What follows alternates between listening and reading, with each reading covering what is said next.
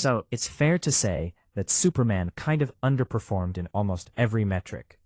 The reaction to that movie was incredibly divided. You either loved it, or you absolutely hated it. There really wasn't much middle ground. I didn't see many people sitting on the fence about it. And now, the DCU is already moving forward with the next entry in the Superman family with his cousin Supergirl. This movie will introduce Supergirl into the new DC universe, while also bringing in one of the most beloved anti-heroes in DC Comics history, Lobo.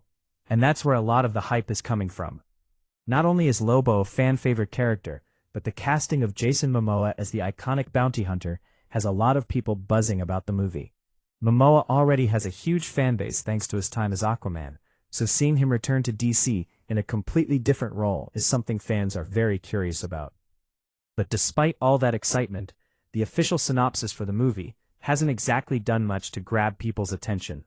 In fact, some fans online have already started calling it a Guardians of the Galaxy knockoff, comparing its space travel adventure setup to the movies. Still, the movie does have elements that make it stand out. For starters, it's heavily inspired by the comic Supergirl, Woman of Tomorrow, which is known for its darker tone and more emotional storytelling. This version of Kara Zor-El isn't the bright and hopeful hero we usually see. She's a character dealing with trauma, loss, and anger. And according to early test screening reactions, the film itself is getting mixed but somewhat promising feedback. One of the biggest highlights coming out of those screenings is the performance of Millie Alcock, who plays Supergirl in the film.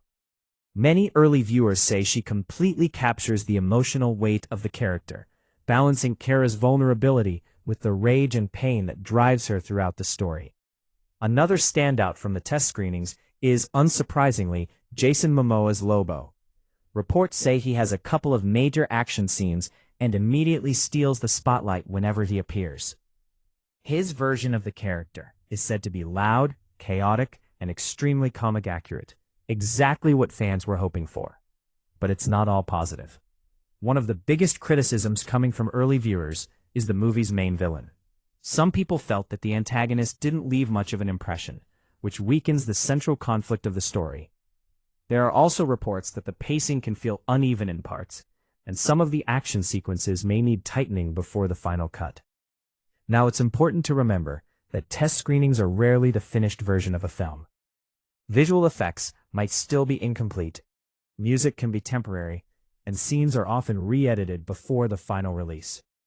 So these reactions don't necessarily mean the movie will end up being bad. What they do suggest, though, is that Supergirl could end up being one of the more unique entries in the new DCU, especially if the emotional story and strong performances come together the right way.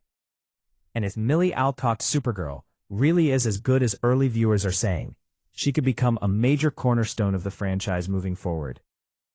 But the big question now is this: will Supergirl build momentum for the DCU after Superman's divisive reception, or will it end up continuing the same split reactions among fans?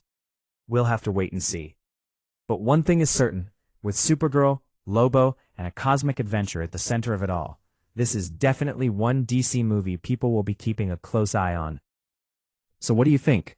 Are you excited to see Supergirl and Lobo in the new DC universe? Or do the mixed test screening reactions worry you? Let me know in the comments below.